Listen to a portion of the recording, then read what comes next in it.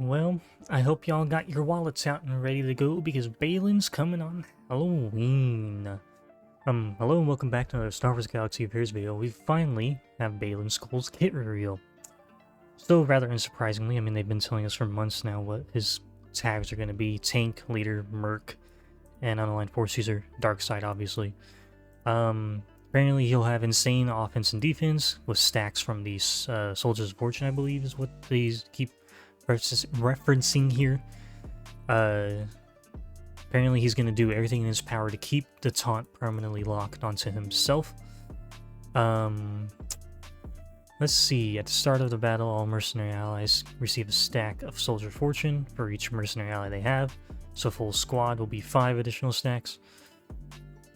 Oh, awesome. Whenever he taunts a random mercenary ally, it gets a stack of Soldier of Fortune, and he doubles the amount of stacks that mercenary allies receive.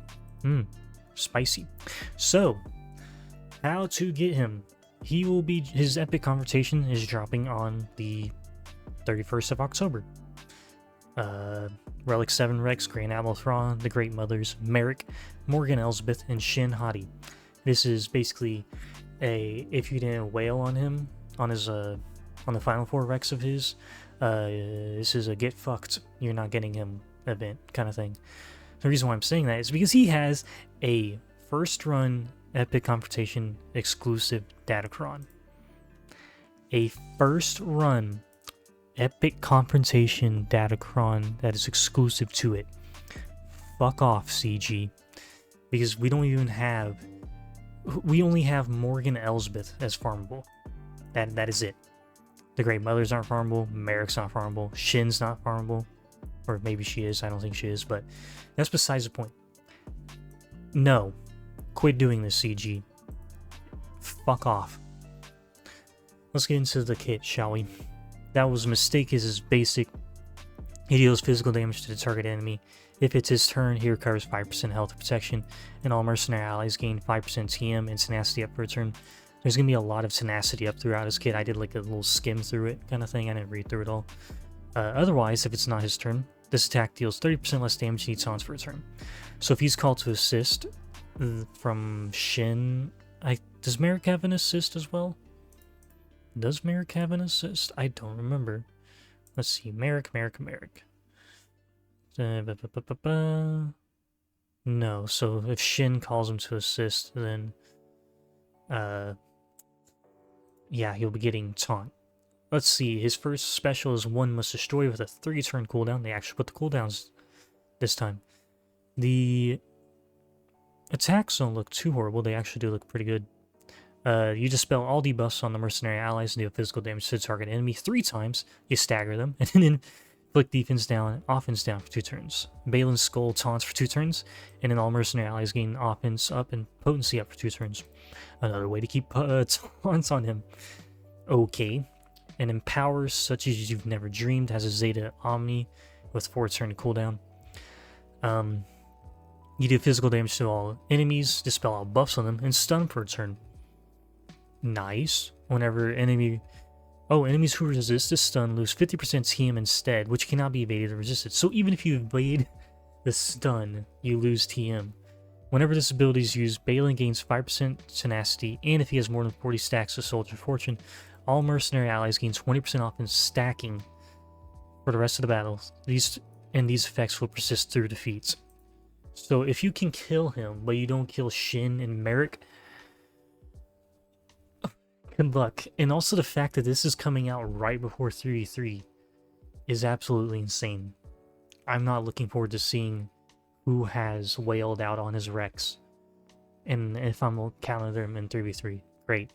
Now for the Grand Arena Omnis. His Omnis are obviously Grand Arena. Shin's were elsewhere. Merrick's were elsewhere. Okay, enemies who resist stun from this ability lose 100% TM instead, which cannot be resisted. So instead of 50%, you lose 100% TM. And you inflict armor shred on all enemies until the end of the battle. Okay, that's helpful. Whenever this ability is used, all mercenary allies gain 10 speed stacking max to 100 until the end of the battle, and this effect persists through the defeat. So you get a 100% TM stun removal if it stuns resist, armor shred on everyone, stacking speed on top of the stacking 20% offense, And these effects persist throughout even through defeat. Jeez. Okay, so his leadership it's all inevitable with the Zeta Ami. At the start of the battle, he gains 30% offense and all mercenary allies gain 20% tenacity and gain 1 stack of soldier fortune for each active mercenary ally. And then mercenary allies will double their current stacks of soldier fortune. So instead of 1, I think everyone starts with 5, right? Let's see. Oh yeah, do they get 1 for each level, Relic Campfire level? Well, it depends on the person. Like, Merrick's is based off of Jedi or light side online force user enemies. Shin's is based off of her Relic Campfire level she has. So the higher Relic Campfire level she is, the more stacks you get, and then that's doubled underneath Baylan's leadership. Let's see. Whenever mercenary allies gains a stack of ransom, all mercenary allies gain 1% defense stacking until the encounter and recover 5% health protection. Isn't ransom just with Hondo? Isn't that just a Hondo thing?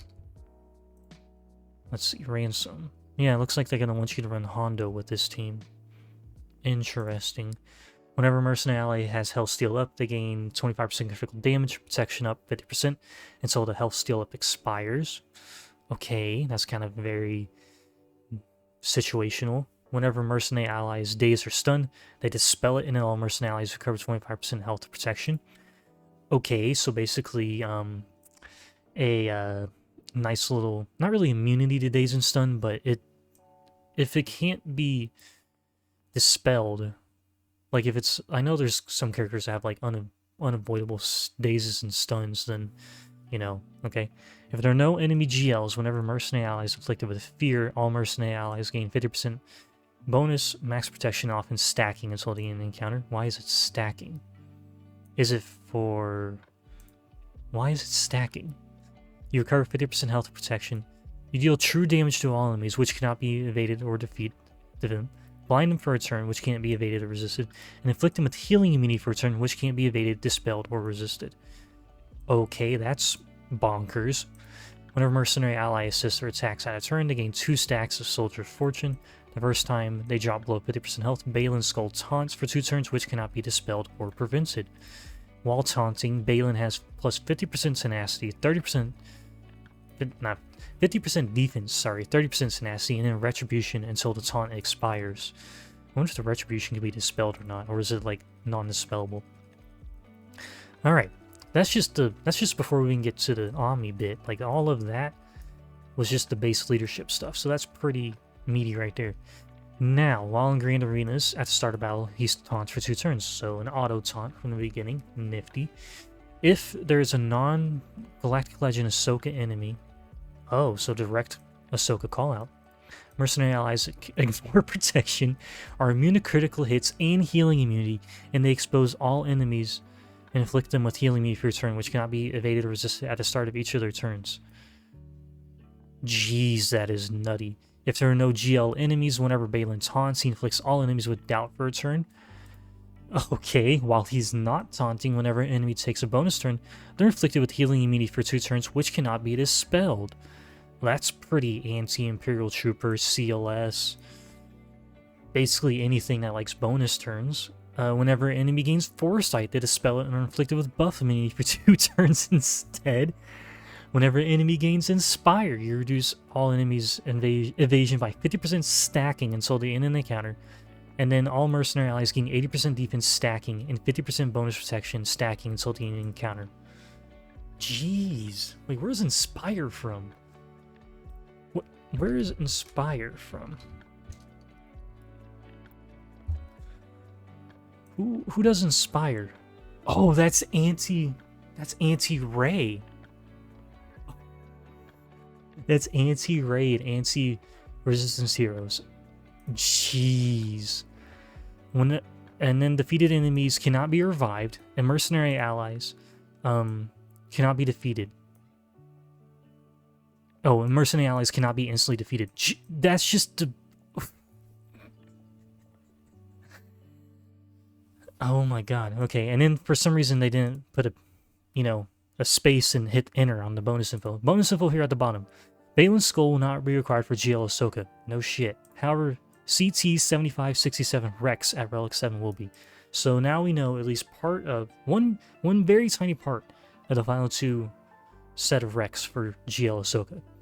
Okay, so now that we've gotten through his leadership, let's go back up to his unique, which is Master and Princess with another Zeta and Ami. So he has, let's see, 1, 2.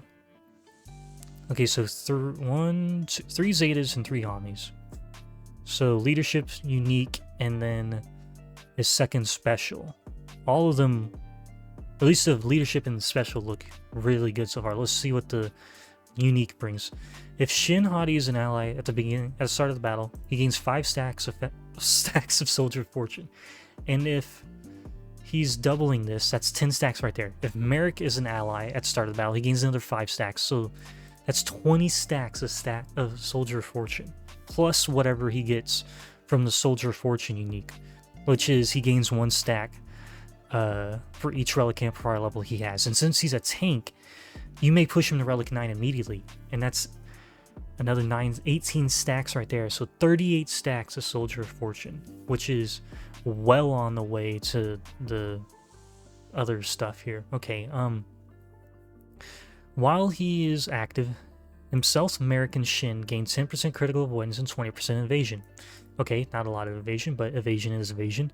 Whenever an enemy evades his attacks, he gains 2% off in stacking for the rest of the battle, and then all mercenary allies recover 20% health and protection. At the start of his turn, he recovers 3% health and protection, and he gains the following effects based depending on his stacks of Soldier of Fortune. At 45 plus stacks, while he is taunting, he reflects 45% of the damage dealt to him, which cannot defeat enemies. So he has built-in steadfast retribution? Why? At 50 plus stacks, whenever he attacks an enemy afflicted with a purge, he also exposes them for a turn. Okay. At 55 plus stacks, whenever Baylan stuns an enemy, he reduces their speed by 10, stacking max to 100 for the rest of the battle. And even if that stun is ignored from the power such as you've never dreamed, they're still losing 100% TM if you have the Ami on it. Geez, so now I have to now people have to decide, do you want to save your Amis for whenever you get Baylan unlocked, or for whenever you get Ezra Bridger exiled unlocked? Jeez, okay, let's get on to the Ami for it. While in Grand Arenas, at the start of his turn, Baylan gains the following additional effects depending on how many stacks Soldier of Fortune he has. So this is just pure additional stuff to this right here. At 45 plus stacks, whenever Baylan is damaged while taunting, he grants another random mercenary ally speed up for 1 turn if they didn't already have it. Okay. At 50 plus stacks, whenever he attacks an enemy afflicted with Purge, he also reduces their tenacity by 20%, stacking to 100% until the end of the battle. And then at 55 plus stacks, whenever he stuns an enemy, he also increases their cooldowns by 1. So even if you can avoid this stun from the second special, you're going to lose TM. But if you get stunned, you're losing speed and you're having your cooldowns increased by 1 from his Master and Princess Zeta, and with the Ami, Zeta and Ami on it. That is ridiculous. Let's see what the Soldier of Fortune stuff brings. Like I said, we already covered a little bit of it right here. At the start of the battle, he gains a stack of Soldier of Fortune for each Relic Amplifier level he has. And with him being a tank, like I said, you want him to be Relic 9. Like, sure, Relic 8 could work, but like Relic 9 would just give him that extra protection and health pool. And depending on what his stats look like, that may just be a not even make or break, that just may just be an extra cherry on top to making him really good. Whenever he taunts a random mercenary ally gains a stack of fortune, and if he has 3 or more stacks, he loses 3 stacks of Soldier Fortune. Okay. Whenever he's damaged while taunting, he gains 1 stack of Soldier Fortune. And at the start of their turns, all mercenary allies gain 5% health steal stacking and 2% defense stacking for each stack of Soldier Fortune they have until the start of the next turn.